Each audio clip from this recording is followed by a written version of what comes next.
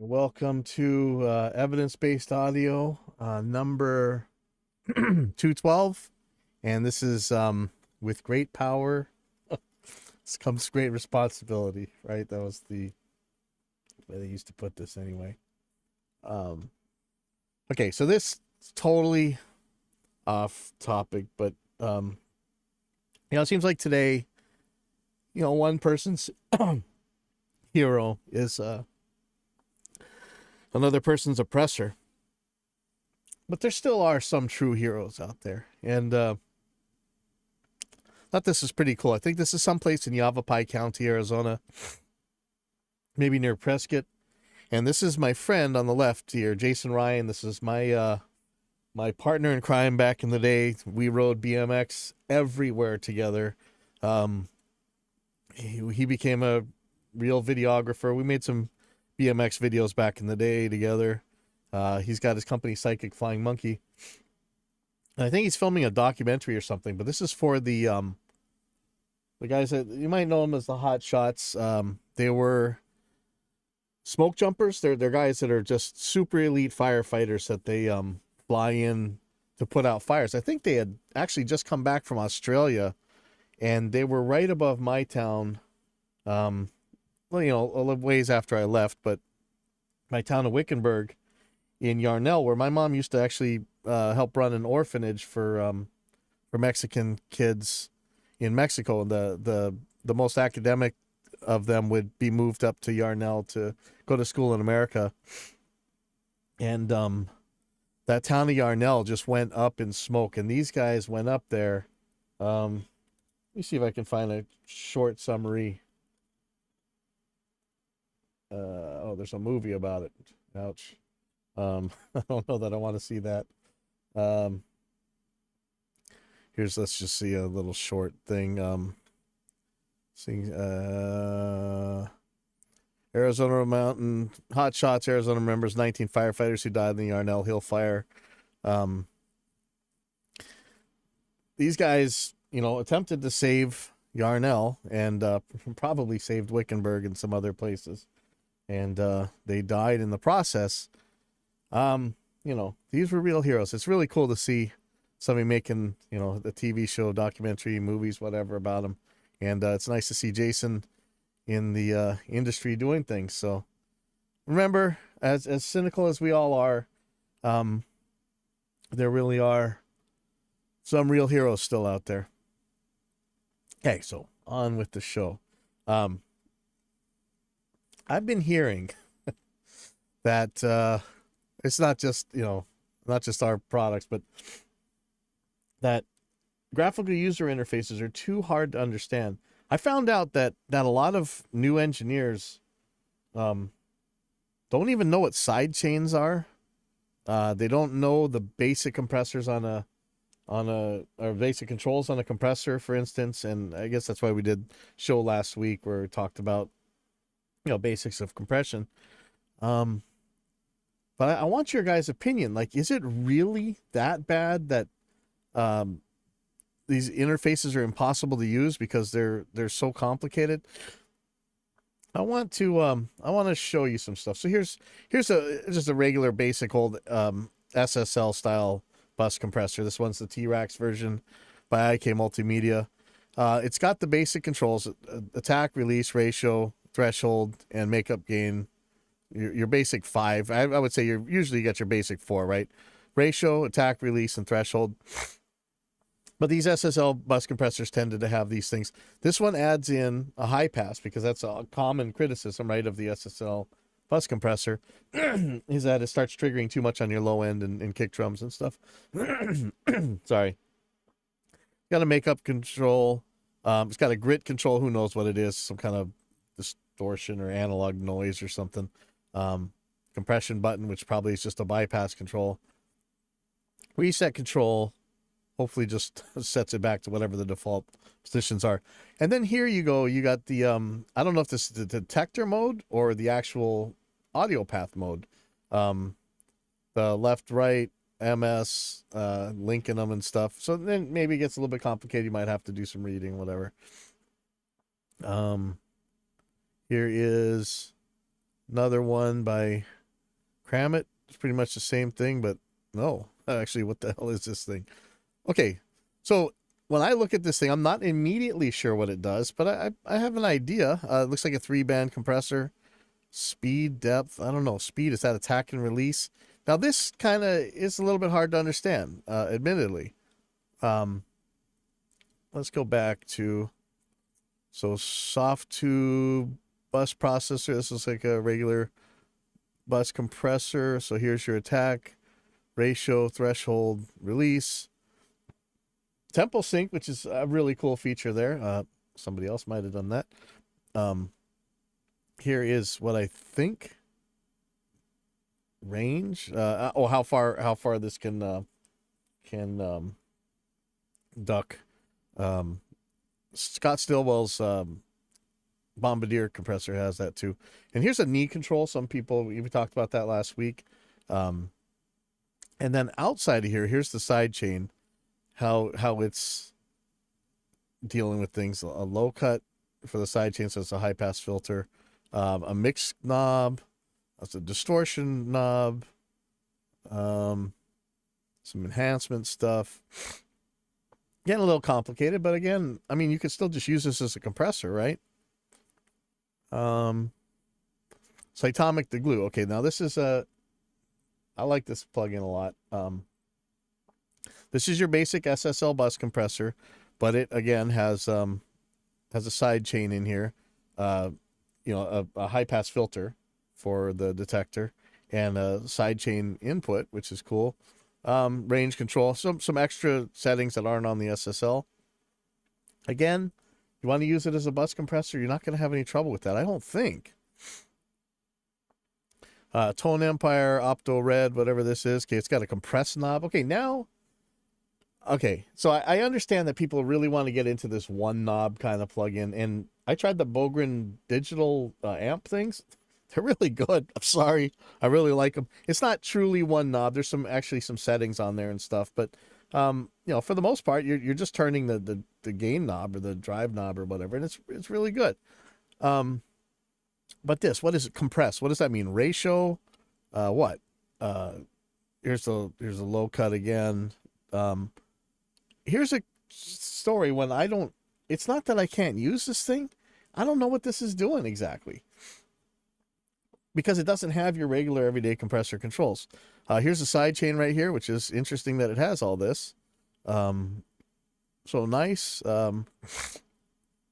Not sure exactly what it's doing, but I'm not going to complain about it. I'll just I'll try it out and see how it goes. I think you can still figure it out. It's just, what the hell does compress mean? Does it change attack and release as it goes? Scott Stillwell's Major Tom, for instance, emulates one of the older DBXs with the auto attack and release. So let's see. Okay, now here, bus force. Now look at this thing. This got a lot of knobs on it. It's got some routing, but again, you can probably figure this out. But if I just want to use this as a compressor, here's the attack. What does that mean? Is that the slowest attack or the fastest attack? I think that means it's the slowest. Force? What is force? Here's release. Here's like a saturation part. Here's an EQ part. It's actually a cool looking plugin, but if you want to do just the basic stuff, you might have a little bit of trouble. Over loud. Okay, now here we're getting into some traditional looking like Fairchild style compressors, or what is this thing supposed to be? Just an 1176 style. Yeah, like here you go, all buttons in. So here you go for the 1176s. Again, attack, release, ratio, input instead of threshold again. So that's a little bit trouble to use if you're used to like regular threshold stuff. But again, you're not going to have an impossible time using this thing. It's going to be like your distressors and stuff. It's going to be very similar. Here's a distressor for you, okay? Input, attack, release, output. And there's the threshold control, or the ratio controls up here. It's not really a threshold. Again, it's set by the input. But there is a gain reduction meter that'll tell you what's going on. Again, a lot of this stuff doesn't tell you that much because it's just not using modern spectral graphics or whatever. But that's okay if you're used to using this old stuff. Isn't this the first one that was on there? Okay, now here we go. Here's Slate Digital Multiband Dynamics, a 3-band compressor. Probably not that hard to use. I don't see attack and releaser right here. I don't know what a mount means. Maybe it's a mix control. This looks like there's going to be a threshold control over here. I don't know if you have a ratio control or not. But, again, it's probably not going to be impossible to use.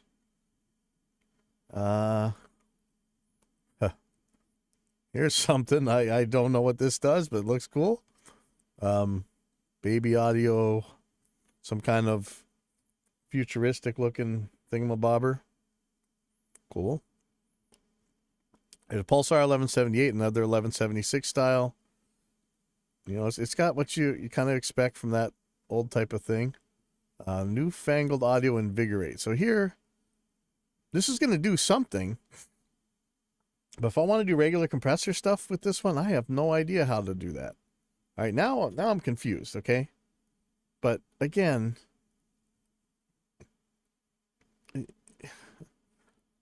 this is kind of a different story. You could probably figure this out. There's Kazrog, some sort of transformer thing. Crush, strength, whatever. I don't know. It's not really for me. Okay, here's your Fairchild style right here. And if you're not used to using Fairchild stuff or Manley Varimuse or whatever, things can get weird with the timing and stuff.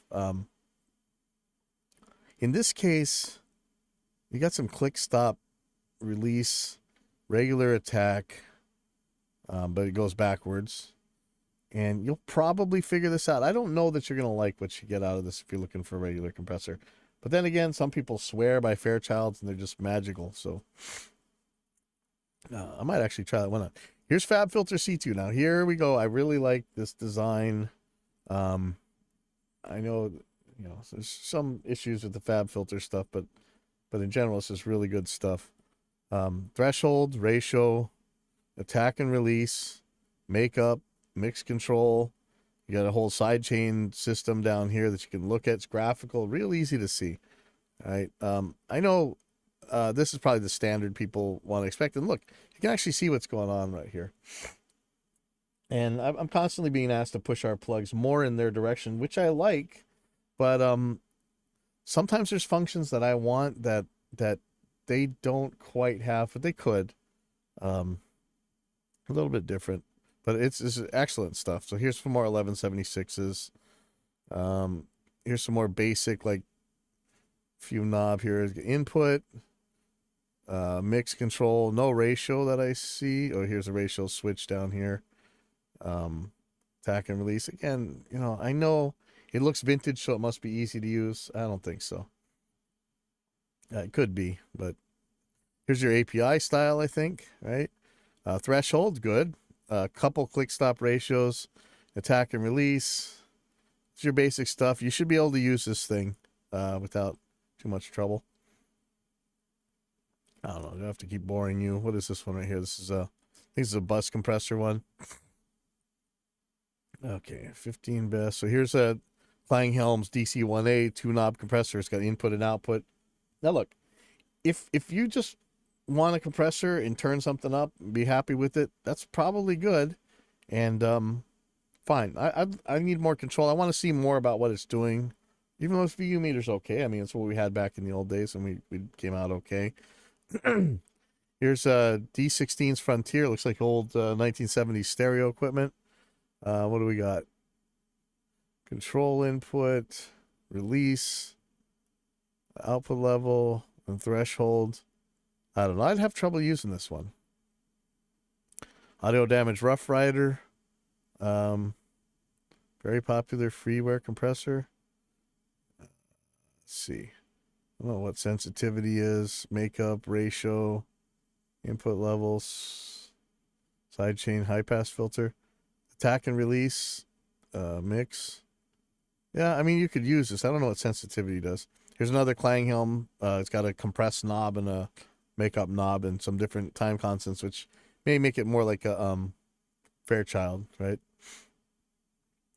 Transfer, Xfer, OTT, multiband, upward, downward compressor. Not sure I'd know how to use this thing. And where's your regular controls? I don't know. Some UAD ones that are going to have all the regular compressor stuff. Here's FabFilter again. LA2A again, 2-knob compressor. Bus compressors. Waves, Fairchild things. There's the soft tube. What does the soft tube have? I can't remember. Man, I can't really see this. Ratio threshold. Attack and release. Well, there you go. You can use that. Waves R comp, attack and release, threshold. No. Oh yeah, there's a ratio right there. Okay. Look at this thing. Okay, so I'm just, after all this babbling, I just want to ask you. Okay, so here's ours. We got a display that shows you what's going on, how much gain reduction, gives you a gain reduction histogram, side chain detector input level right here. All your controls are down here for getting into the nitty gritty. For zooming in and out, because this is also meant to function like an oscilloscope. But here's your regular compressor controls right here in this black chunk right here. Threshold, ratio, knee, attack, hold. Okay, we added hold. I hope it's not too confusing for people, but there's a hold control. There's your release. There's your compressor right there. That's all you need. You want to just play a compressor? There you go. So I think maybe the idea is to make this much bigger. Move as much of it as you can into the window, like FabFilter does, maybe. But their knobs are actually out there in the sitting on the bottom. I was kind of gonna hope to put tabs on here and make the bottom switch between different things, but I'm not sure. We'll see. And then more oscilloscope functions. These will all move to over here. But really, is this really that hard for you guys? This is all your basic compressor controls right here. Maybe make them bigger. They're the biggest knobs on the compressor. I don't know. Okay. Let me know what you guys think about these graphical user interfaces, because I don't get it. I'm almost at for our plugins of this particular series. We're actually making some that are going to be simpler to use, but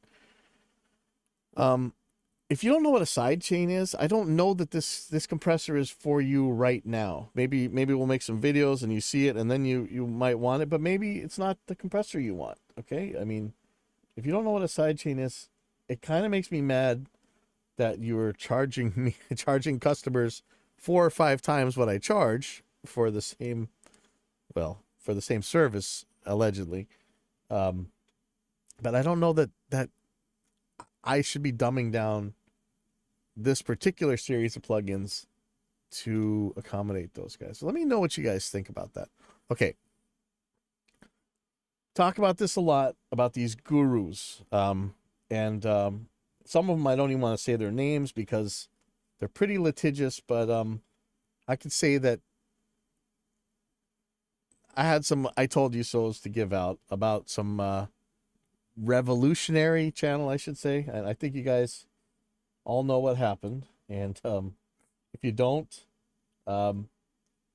get sucked in by gurus. These are life coaches. They mostly sell multi-level marketing products, and they treat the recording education business the same way. And it's just data mining and getting you on a subscription. They're not really telling you anything. But in the early days of internet audio, forums ruled the roost, and there were major gurus. Mixer Man, everybody wanted to see Diaries of Mixer Man, and Fletcher, who was supposed to be the smartest, most influential, whatever. You got to take his word for it. And mostly these guys spouted claims that they didn't really have any science to back up. Like Pro Tools is bass light. All these guys were instrumental in perpetuating all those old microphone preamp myths and stuff about vintage unobtainium and all this stuff. And where are they now? So the main thing that when the gurus really showed their true colors, they made their own forum, and they had the womb. And I say, well, so in 2017, they're asking over at Safe Space, where is the womb? It's just gone. Decided to click over to the womb, see what threads are going on over there, and it's gone. And the womb now redirects to mixerman.net. they moved over to RecPit. If we go over to recpit.net, let me show you what's going on over there.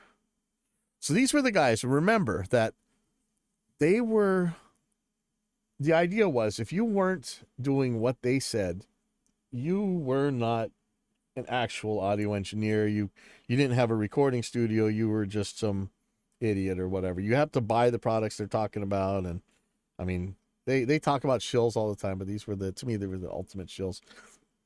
Here's the RecPit. There's some really cool names in here. Here's Bob Olson right here. Look, last post, September 2022, December 21, April 2020. I mean, this is dead. And it's so sad because this whole cult was built around this stuff. And a lot of people who are still friends to this day, and just the entire Emperor's New Clothes just dropped out of the way. And I hope that's how people see it. But what do you like or hate about Pro Sound Web's RecPit? And so this is the old version of RecPit, way before. This is 2002. And you see they're still talking about the same kind of stuff. It's like a cult of personality. Here's one of them right here. Here's Malice. Let's see. You know, we used to read, of course, everybody, like I said, Diaries of Mixer Man.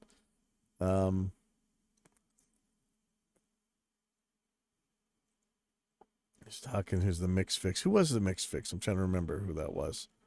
And remember, this is where this is the same group of forums where Kenny Gioia was talking, making fun of Justin Frankel, actually.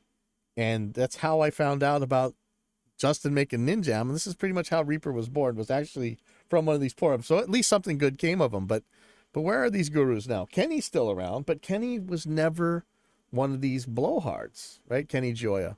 You may have other problems with him, but he did what he said, and he wasn't just shilling nonsense. And now he is the Reaper guy, right? So good. I mean, at least something came out of here, but I'll give you some of the idea here.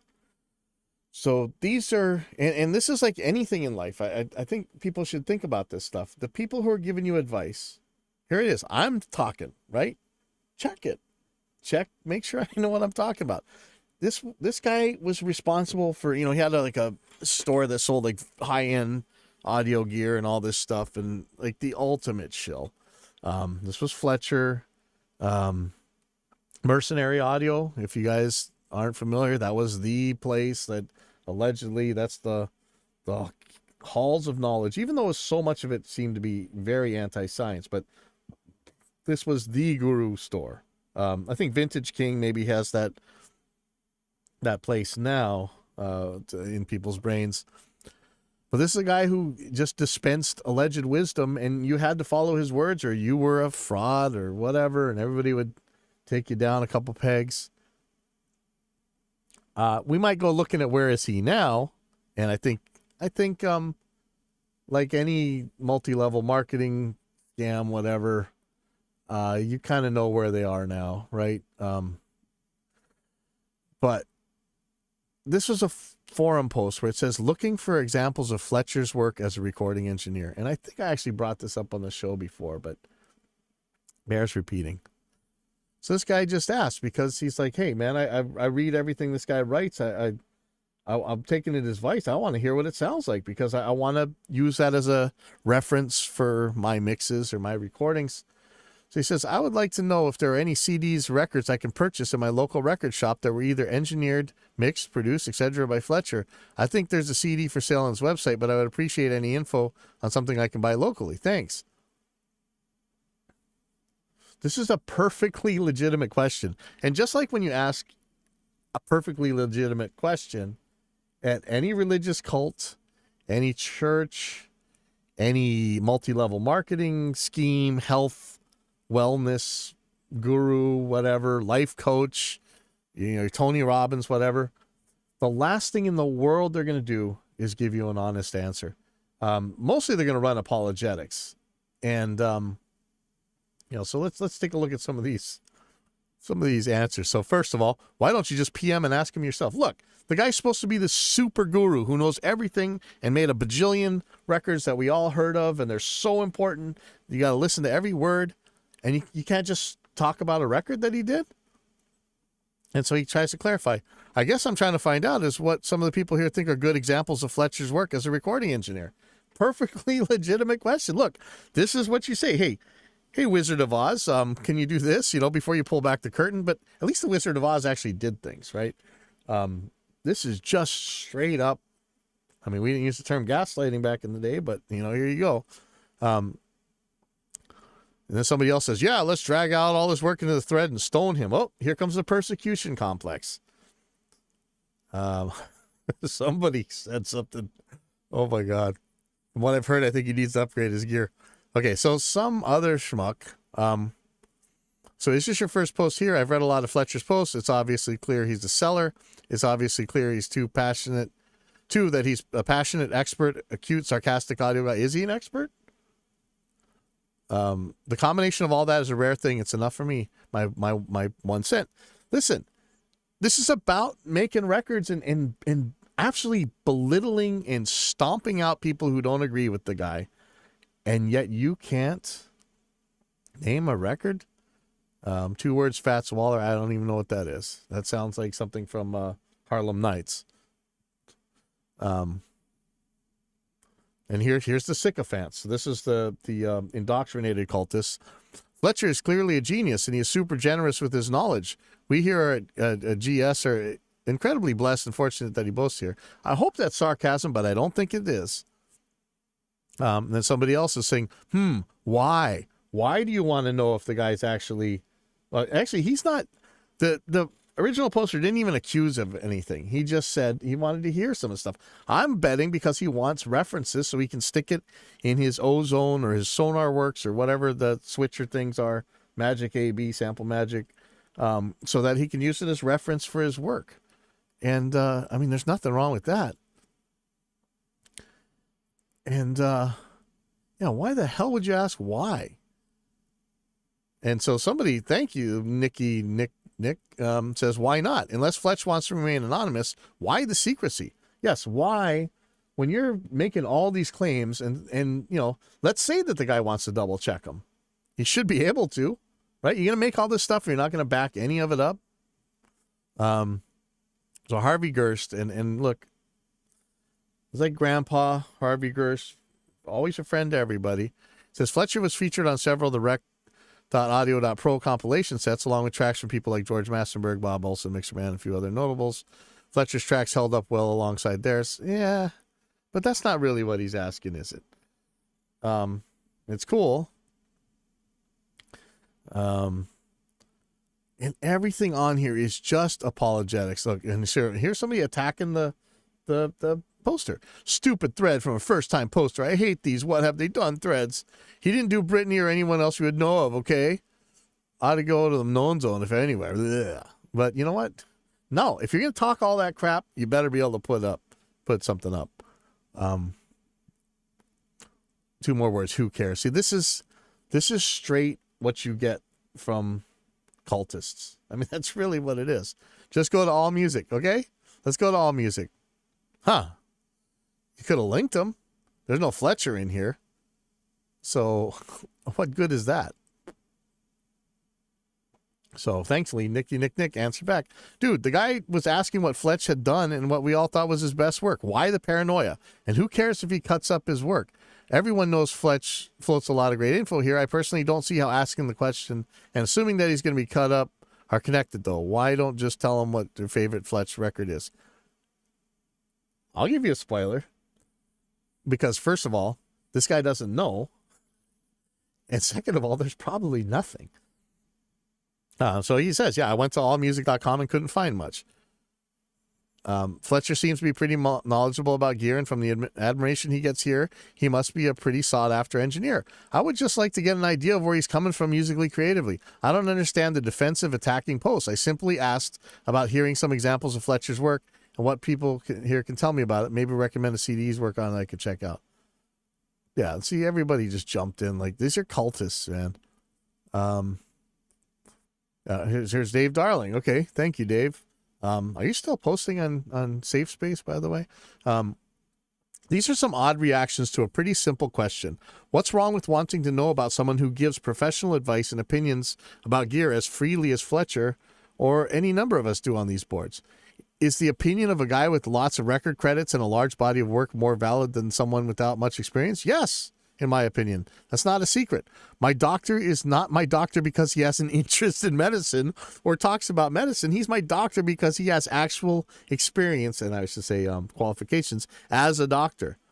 The internets are a funny place where anyone can say anything they want, or that they are anything they want. I was just having this very discussion with Brad Pitt and Hugo Chavez last week in Maui. So checking someone's bona fides kind of makes sense. Yes. Yes, yes, yes. Okay. So on Mercenary site are video clips in the Focal Monitor section with some interesting soundtracks. Perhaps they were mixed by the man. I don't know. Call them in Boston. The answer to the phone usually a second ring. No. You guys pretend to know something. Spit it out. Like, what do they say nowadays? Bring the receipts. Here's Caden Hart. Wow, it's kind of ridiculous in here. Everyone jumped this guy's crap for asking. Completely uncalled for. Personally, I wouldn't mind knowing what he's done so I could check it out and see his knowledge in action. Hell, I wish someone would tell me who Slipperman did. Okay, I can tell you that because Slipperman is an actual engineer. That's Tim Giles. I think he did Stormtroopers of Death, man. I mean, this guy is a legend. He had Big Blue Meanie Studios and all that stuff. I love knowing a little bit about an engineer's approach and views when I'm listening to the work they've done. Yes. Yeah, so there's the cultists go on. Let's see. Slipperman says, Slipperman, this is a true professional. Because based on the guy asking, hell, I wish someone would tell me who Slipperman did. And he said a whole bunch of people who want their money back. Yes. But no, for real, Slipperman is absolutely awesome. Another one is saying credits don't matter. Let's see if there's any posts in here that actually say anything. Well, here's Fletcher. Here's the man himself. Let's see what the Tony Robbins has to say. Well, golly, this thread has gone up for less than 14 hours and it's already hit 2 pages of nothing but BS. Remarkable. Sorry I didn't get here sooner. I was working. Aside from some of the various clips on the Mercenary Audio site, there's the Mercenary Audio MySpace page, which has some examples. I haven't done a whole hell of a lot of stuff to which I have access for the past couple of years. Well, what about before that? We knocked off El Diablo for Crowley and Tripp in about 2 days using one mic for everything except for a pair of KM69s for overheads. Who's Crowley and Tripp? El Diablo, Crowley and Tripp. Oh, it's a company that makes microphones. Wow. Okay. My favorite on the MySpace example. So nothing. Still Something is a pre-production demo. The bulk of my work for the past few years. Why are you limiting to the past few years? Has been local stuff or hit and run overdub sessions and other people. This is like somebody who's like, I fixed your car, but look, don't step on the gas or the brakes too hard. I haven't put the fan belt back on, so make sure you have a battery charger with you and a spare battery. This is so many excuses before actually answering anything. We've been building my room since 2005. The projects in production at the moment are with Jamie Walker, Jim Gambino, Rhonda Madsen. If you went to the Potluck Conference in New Orleans a couple months ago, you'd hear an opportunity of Jamie Walker. So nothing. These are your gurus. Make sure you know who you're listening to. Look, go check my junk. Go ahead. It's been a while since I did anything that anybody's actually heard of, but I think you can go check it out. I do this kind of stuff all the time. I'm constantly putting stuff on the air. You can at least hear what I'm doing. So yeah, be careful with your gurus here. That's why I say with great power, but we're going to get a lot more into that in a second. So what's the deal on the Adventures of Mixer Man? This is finally spilling the beans or whatever, but where is Mixer Man anymore? Get out of here. So I love this one. So this is about Safe Space. what was the jump the shark moment? And I don't know that this place is any better. Real Gear Online, they seem to be like true believers in the magic of unobtainium and vintage gear and whatever. But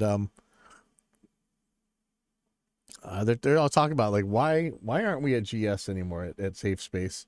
I think this real jump the shark moment was when they changed their name, but whatever. Their music business forum is nothing but what would you would call a woke mob, like not the good version, but just like the crazy people, like supremacists and stuff in the music industry. Let's see, the signal noise ratio is hard. Okay. So one person answers, was probably about the time we started seeing ridiculous amounts of folks popping into threads to denigrate work, services, or products, only to offer their own services or products as the only true way to success, usually posted in thinly veiled educational posts. But overall, it was the constant sycophantic stuff that really got to me. We just saw all that cult behavior about Fletcher. Some exalted member would say something, and anyone who disagreed generally got dogpiled by lackeys vying for status, their master's affection. And there you go. That's really what it is. I mean, the gear page, you know, we've talked about how that has become such a shill page. If you say anything bad about a manufacturer, they freak out, kick you off. I got banned off of there. I didn't even say anything bad. There are plenty of threads or posts that got either locked or straight up disappeared if an advertiser got bent out of shape about something said. I once called out one of the blowhard guys who would flamboyantly pimp a company's gear, and I got a nice PM from one of the admins telling me that they removed my post because it was inappropriate. Yeah. And I once corrected a mod about his bullying behavior to someone else, not me. Then I incurred his wrath. Jules jumped in. I defended this action to Jules, who took the mod side. So I quietly slinked away and joined some friends here at Real Gear Online. So I don't know where we're supposed to get our information from anymore. I kind of travel a couple things. I'm mostly on the amateur sites anymore. It doesn't seem like they're any less informative than the allegedly pro sites. Anyway, all that ranting aside, you know, that kind of stuff just drives me nuts because it is counter to what I try and do here. So Shure updated their GLX 16D Plus, or their GLX 16D, which is one of the really popular wirelesses they had for a while. I think they had like a tuner on it, and it's like stomp box style, but pretty robust. And people really like this thing, but it was 2.4 gigahertz, and so you know that's not really a place you want to be for the most part in this modern world, right? So this new one, I think, is 5 gigahertz, still $500. I mean, it's not cheap. Out of stock, of course, but let's see some of these specs here. So system frequency range is 2.4 gigahertz or 5.8 gigahertz, 200 feet, auto manual channels. It's got a rechargeable battery inside it. I don't know if you can change that out if it goes bad. Transmitter battery life of 12 hours. Sounds good, but really, I'd like to have a spare battery. That's kind of scary. Not sure if it still has a tuner on it or what. My problem with a lot of these things, I think we talked about this on the show, and I've done several videos on it, and again, when we're talking about gurus, when you're talking about like high gain guitars and stuff, the wireless that everybody constantly recommends, right, is the Line 6 relay system. Like whichever one you buy, that's the one everybody's recommending. They have a little bit of trouble with the G30 or whatever because it has maybe the battery door people don't like. What I showed with the G50 was that even a relatively hot pickup distorted its signal, and there was no trim control on this thing. And so I'm sure you could go back in the videos on my channels and you'll find wireless stuff.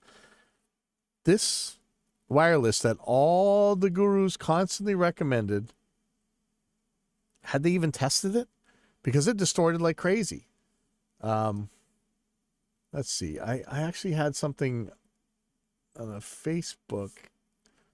It was a response to an ad. Let me see if I can actually find it. I tried to save it, but you know they don't really like you saving your ads on Facebook. Um, anyway, there's a new manufacturer who was putting out wirelesses, and it's like the XVive, like Lakato. Like, let me show you. Like and these are really handy. All right, let me show you what these things are. So here's the Amazon version. You know, you'll see these everywhere. They're really handy. You plug it into your amp, you plug it into your guitar. So simple. The trouble is that a lot of these either can't handle noise from onboard electronics like active pickups, and none of them that I've found so far, and I mean none of them, can handle even moderately hot passive pickups. Never mind active pickups that are hotter. These things cannot handle. And you see bajillions of YouTube channels with Amazon affiliate links, these shills that claim it's the greatest thing in the world, and they don't tell you that these things can't handle any signal. And some of them are pretty noisy and crappy, but they work. I mean, we use them for our kids' shows and stuff, but don't expect the moon out of these things, even though it's really awesome form factor. I know Line 6 makes one too, but all these gurus who are telling you all this advice, they don't even check that these things can even run with the kind of guitars that they're talking about. When you're talking about these like Line 6 stuff, you're usually talking metal guys with high output pickups, high gain amps, all this stuff, and these devices have some problems with them. I mean, these ones, horrible problems, but the G50, the Line 6, all the gurus recommend, has no trim pot. So I ended up buying a Shure PDX, which they all look down on. The PDX systems, like the El Cheapo craptastic version of this thing, because there were no GLX 16s around anymore, but they did have the Shure, whatever the P series one, the cheapo, and it worked better than the Relay G50. If you looked at the waveforms though, the Shure one actually looked pretty bad, but sound wise, ABX testing sounded great compared to the Line 6 Relay, which was distorting all over the place. And the cheap Shure one actually has a trim pot in that you could actually turn up or down to match your guitar. And I wouldn't be surprised if this thing has a trim pot inside as well. Let's see. Is there, I don't know if it'd be inside or if it's on the side or something. Is there a manual? Let's see if there is. Sure. GLX 16D Plus manual. Fine. It's a user guide for the old version. Let's see, 16 GLXD. Oh, GLXD 16 Plus. Sorry.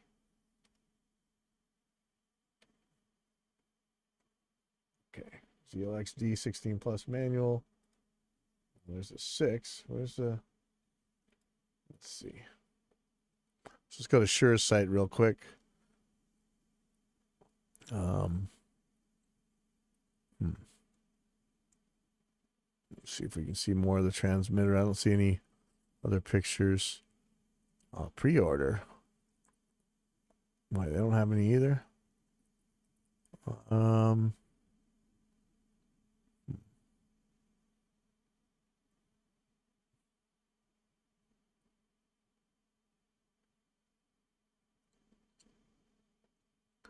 Single. Oh yeah, okay. So you can buy another battery for $35.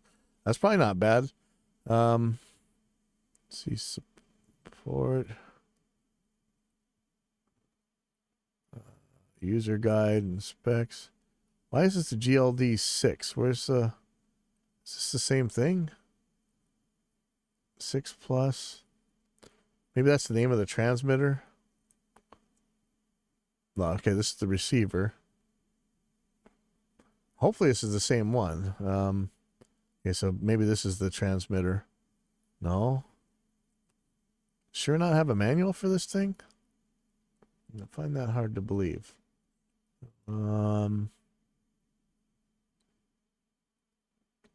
This is strange. Is there Really, where's the transmitter? Body pack transmitter. Okay, here we go. 3. What is 3? Power switch. Input port. Link.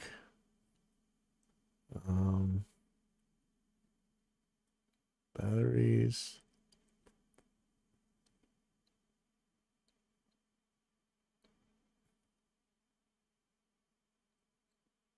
So there's a gain adjustment on the receiver.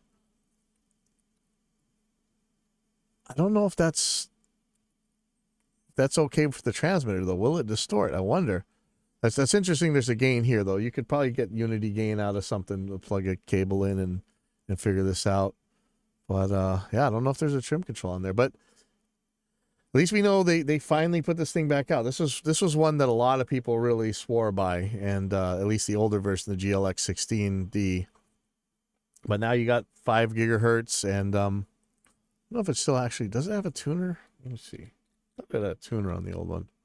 Built-in tuner on the receiver. Yeah, there you go. And it's nice and small. It fit. This would fit a lot better than the one I've got right now.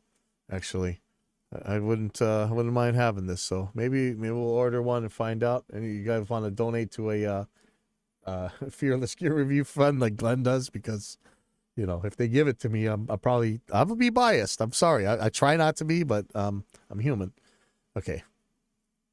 Let's go on to so somebody had on one of Glenn's recent shows. Here we go. I don't remember if it asked before, but can you do an episode on the very bare minimum gear you need for mixing and mastering, both digital and analog, and for not a lot of money? I'm not really interested in the recording gear for like bands and since you already did that video on the $1,500 recording studio challenge 5 years ago. I'd really love to see a video on that in the near future.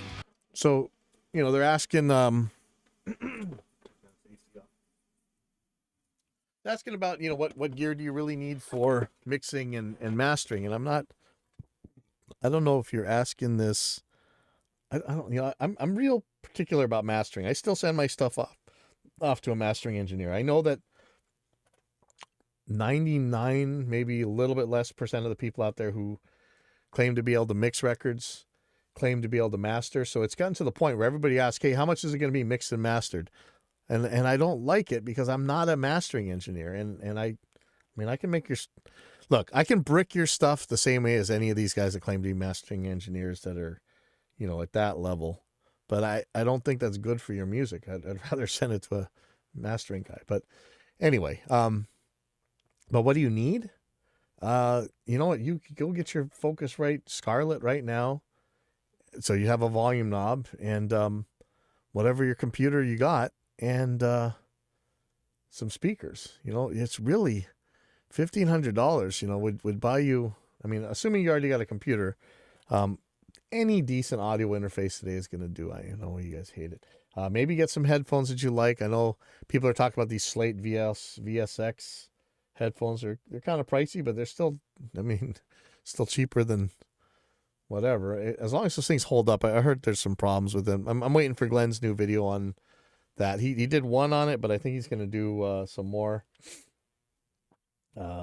Maybe just any old headphones with the SonarWorks corrections or whatever. You know, some speakers. I use Yamaha HS5s, or HS50s or whatever, but there's plenty of speakers. Glenn talks about those Calis and stuff. I think really you're probably overthinking it. The trouble is going to be your room. I know. Nobody wants to talk about room acoustics, but if you can't tell what's coming out of your room, that's a problem. That's the reason those VSX headphones exist. I don't know if they can actually do what you need them to do, but I tell you, you can get the best speakers in the world, and when you put them in a room that's messed up, it's going to be hard to tell what's happening.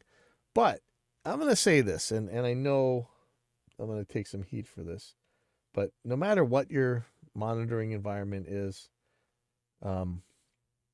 if you spend enough time listening to albums you know on it, you're going to be okay.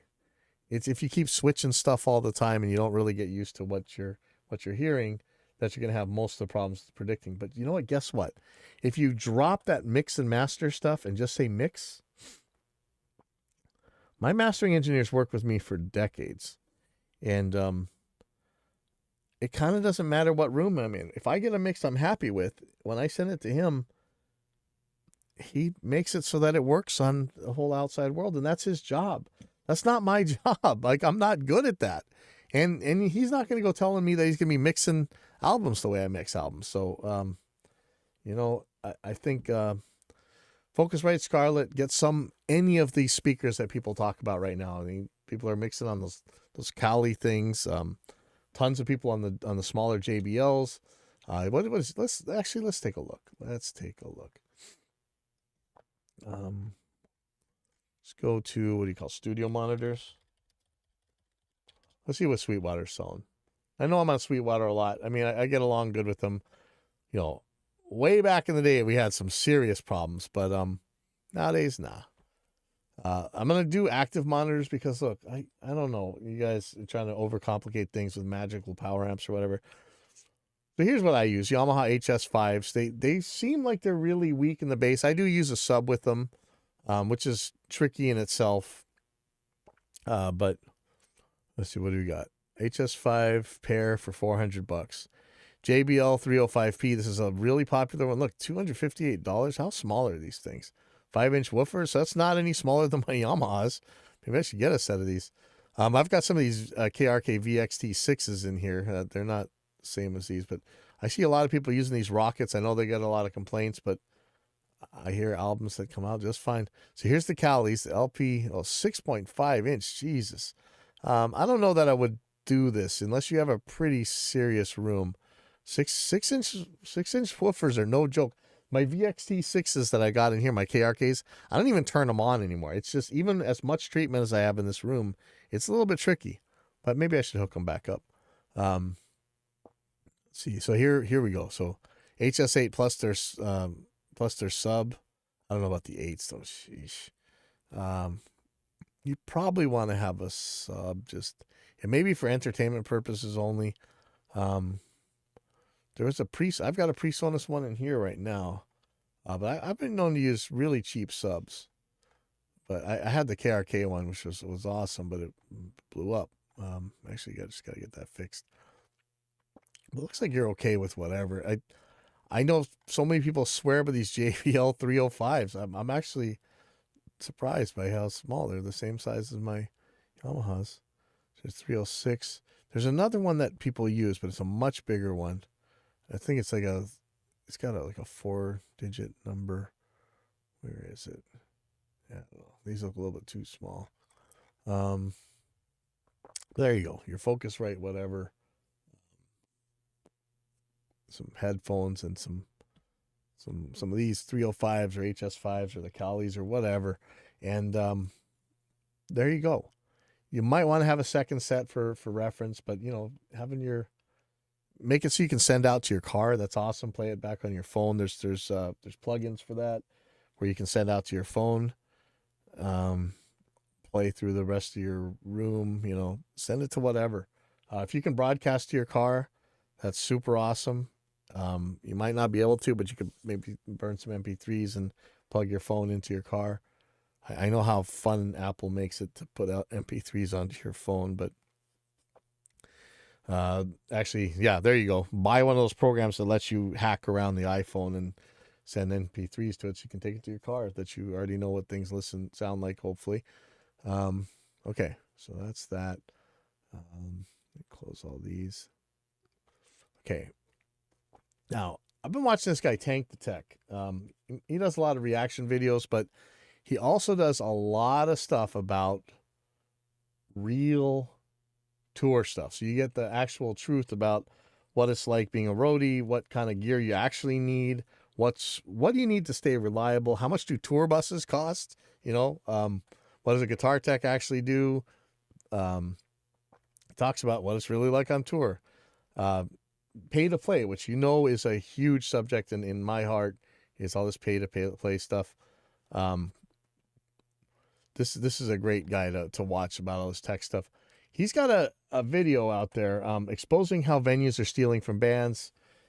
And he gives both sides because it's not always.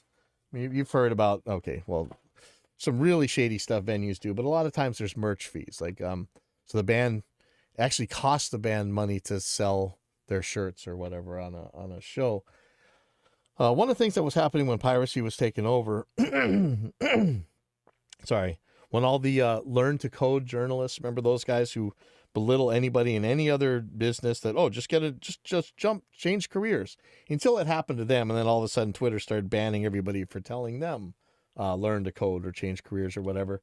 When piracy was first happening, the print media and TV media and everybody else before they got nailed by it were constantly belittling the music industry with the thing that I like to call, and I don't think I made this up, the t-shirt myth. Hey, don't worry that everybody's pirating all your stuff and you can't, all these record companies and everything else went out of business. Record stores. You can sell t-shirts on tour. No, the truth is, until you really get up there, for a lot of bands, tours cost the band money. They don't make money. They cost you money. And this whole thing about you're gonna make up for all the studio stuff you spent by selling t-shirts, it ain't gonna happen. You might be in one of those unicorn situations where it works, but for the most part it doesn't. But it's not as bad maybe anymore in some ways. And so this video, it's a great one to watch. I don't know who this Alex Hefner guy is. It seems kind of like maybe it's a try hard. He's got almost 1 million subs, and I don't really like watching these kind of people, but in this case, he's got Tank the Tech on there, and they're talking about how exactly the merch fees work, this is a great video. So it's called Exposing How Venues Are Stealing from Bands, for Alex Hefner. And when you listen to it, there's cases where it's not the venue stealing from bands, but it's really good to hear exactly how this stuff kind of works. And like I say, if you really want to know about the live side of the industry, this is a great guy to watch, Tank the Tech. So for the title, never mind the gurus and all that, but when I'm talking about with great power comes great responsibility, I'm going to talk about basically Taylor Swift and things like that. I'm just going to say it, and even though this started as a fellow Arizona company, I don't care. Let the chips fall where they may. Ticketmaster and Live Nation are a problem. Because of some of the channels that I'm broadcasting on this, I can't say exactly what I really feel about these guys, but they are a monopoly. Whether or not they do very shady stuff, very, very, very shady stuff, to the point where, for other countries, these are basically considered criminal organizations, and there's countries that won't let them in and run the way they do. During the I think it was the Obama administration, they were allowed to merge, and every single thing that people warned Congress that these guys were going to do, they did. What really gets me is, hey, look, these guys are a monopoly. They do this stuff. You want to play on their venues, you got to deal with them. But why? When you're as big as, let's go way back to Pearl Jam. So it's back in the 90s. So December 95. This is Rolling Stone, not exactly the best source for truth in journalism, but they sort of took on Ticketmaster. They certainly complained about Ticketmaster to get, I'm going to say cynically, I would say in my opinion, to get street cred from their fans, but maybe they were legit. They were getting ripped off by them, I'm sure. And so I'm sure they weren't happy. So here's the paragraph here. If Pearl Jam couldn't do it, who can? America's most powerful rock band thought it had Ticketmaster in its sights this year. By swearing off the ticketing giant during their summer tour, Pearl Jam tried to crack Ticketmaster's dominance over the concert business. Now, this is before the couple presidents ago let them merge with Live Nation. This is when it was just Ticketmaster. By year's end, the corporation was more powerful than ever, but the Seattle Rockers had given the companies a public relations nightmare by bringing some of the industry's backroom dealings into light. As a result, previously rigid Ticketmaster started bending its service fee policies so that other alternative rock bands could mount low-cost tours without fleecing their fans. No, they didn't. No, they didn't. I'm not sure it helped Pearl Jam, but it definitely helped consumers. Maybe it helped them a little bit. At least it brought some notoriety to them. But here's where it gets to me. I'm glad Pearl Jam stepped up. But let's get real. If Pearl Jam didn't want to deal with Ticketmaster, and look, if you ever bought something from Ticketmaster or Live Nation or whatever, sometimes the ticket prices are not the actual prices. They do all this auctioning and just shady scalping stuff that if you're watching all the Taylor Swift stuff, you know what's going on with that stuff. Pearl Jam back then, you're going to tell me you can't rent your own warehouse? You're going to tell me that there's not PA companies out there that are willing to set up and just go and make whatever? Pearl Jam could have done it. It would have been hard, but they could have done it. So let's not pretend. And so you see all this stuff about Taylor Swift suing Ticketmaster. I think prices went for like thousands of dollars or whatever to these Taylor Swift shows or whatever.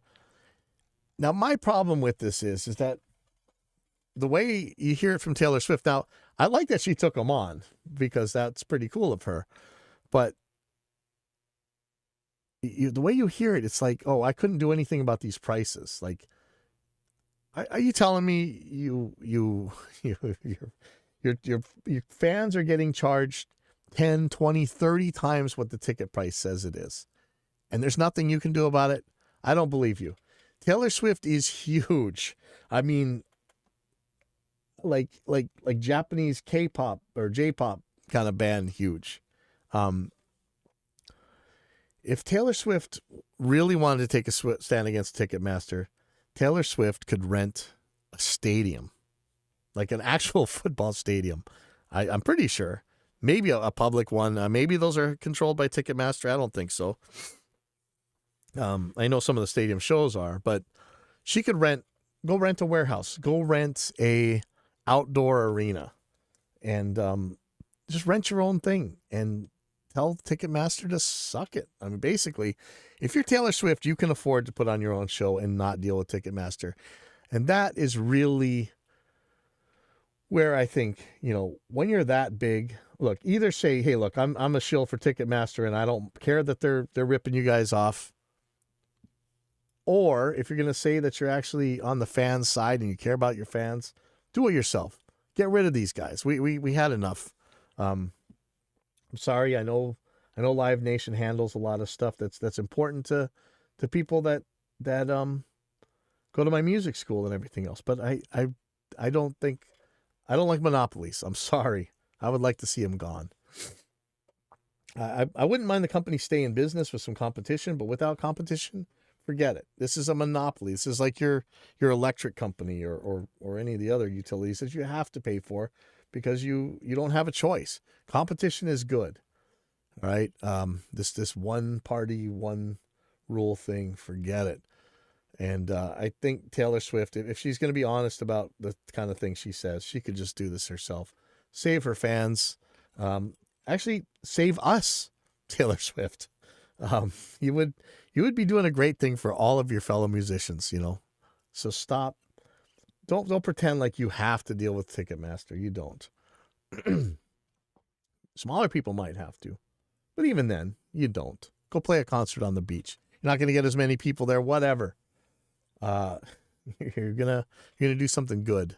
And I'm sure there are tons of venues who would love to just have you come by and play something. And wouldn't cost you as much, so you might end up actually making more. And that's my 2 cents on this thing. And so here's just something from Tank the Tech. Our artists being honest about Ticketmaster. And this is a video. I don't know if we should really play much of it here, but I really encourage you to go watch this video. So Let's just see what he's talking. Live Master Entertainment. Or Live Master. I mean, might as well call it that. Live Nation Ticketmaster.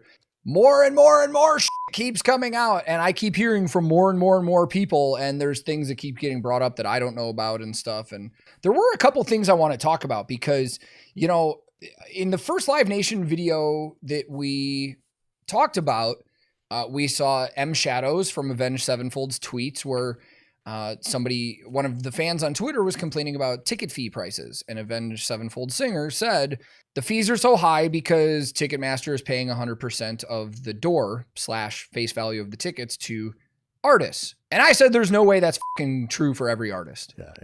And it's not. They go on to tell why it's not, but look, whatever your ticket fees are, your ticket should be your ticket price. Like, maybe a tiny bit of handling fee from some outside website, but anything else is scalping. Like, let's not pretend that it's not. Let's see. So Avenged Sevenfold guy says that artists are making 100% of the ticket price. There's no way. I'm honestly super surprised that the Avenged Sevenfold guy is shilling for Ticketmaster. That's kind of terrifying to me. Recoup their money, then yes, 100% of that goes to the artist. And then they are also making money off of the fees. But it's a stupid low percentage of artists that get that deal. They have to be massive, huge names in the industry. So but I want to go again, not the greatest source. You know, arguably, I don't know that it's not any worse than Rolling Stone. This because, you know, it's an interesting title, Musicians Telling the Truth About Ticketmaster. So the article starts off by saying the truth about Ticketmaster is somewhat complicated, but these musicians have let fans in on exactly how the concert ticket giant does business. Pearl Jam famously testified to Congress in 1994 about Ticketmaster, warning government representatives that Ticketmaster was becoming a monopoly. It is well known in our industry that some portion of the service charges Ticketmaster collects on its sale of tickets is distributed back to the promoters and the venues. It is this incestuous relationship and the lack of any national competition for Ticketmaster that has created the situation we are dealing with today. The service fee, which in concept should be nothing more than a handling charge for purchasing tickets, has thus become a source of additional revenue not only for Ticketmaster, but for the promoters and the venues. Again, this was 28 years ago they brought this up to Congress. However, it's also the artist who, in part, determines the price of their concert tickets. Kid Rock took on the issue of astronomical ticket prices himself by offering fans a flat $20 ticket and a $4 beer at shows. So we talked about this. I was actually right. I pulled that $4 number out of my ass, but I was actually correct on that somehow. How did Kid Rock manage this? He says he did it by working with Live Nation, Ticketmaster's parent company, and taking a pay cut on his end of concert ticket revenue. Kid Rock also called out artists who scoop up their own tickets and sell them for a premium on the secondhand market. Yeah, now look, I know a lot of you guys don't like Kid Rock, but he's been on the right side of so much of this stuff over and over and over again. You know, that's actually pretty awesome of him. Something that also makes Ticketmaster a heap of cash. And we've seen this happen. Metallica famously a few years ago got in trouble for that. The Darkness's Justin Hawkins also discussed the Ticketmaster Taylor Swift controversy that lit up the internet this month.